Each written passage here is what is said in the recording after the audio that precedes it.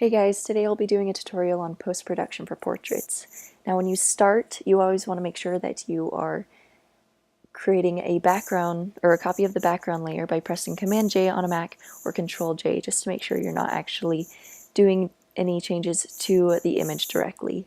Now the next thing that I have found to be most effective is by creating a levels adjustment layer found in the right panel. And so this just allows you to gauge how you are going to adjust the colors and how you're going to smooth out the skin complexion, and just to make sure that everything is all set and that you're at the right lighting for your image. Now after this, you want to adjust the colors using selective color adjustment layer, and you can choose this, and I specifically chose the yellows, the whites, the blues, and the reds.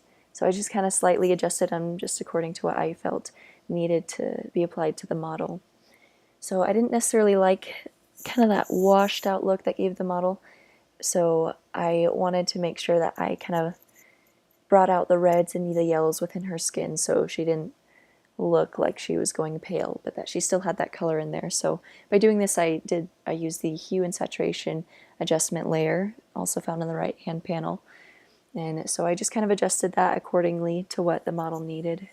Now after this, it's just all about kind of the taking care of the blemishes, the lighting on the skin, and so people call this the airbrush area. So the next step that I'm going to take is by using the spot healing tool, which is found in the left hand panel, and it looks like a little band-aid.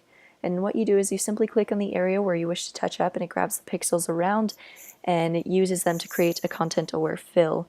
And so you don't have to use the brush tool as much, but I'll just be using it under her eyes to get rid of kind of those wrinkles that you found. And also I did end up using the brush tool just to kind of lighten it up and smooth it out, because it did create kind of those weird looking lines.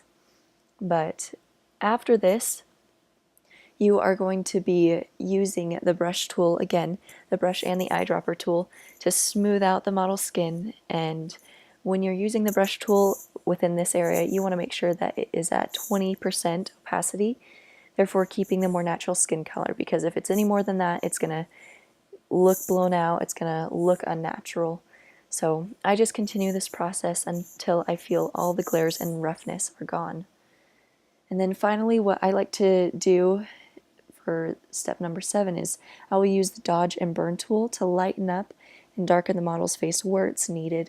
And so kind of a fun thing that I am able to do is I thought that her eyes, you didn't really see as much detail, or that the under her eyes were a little too light.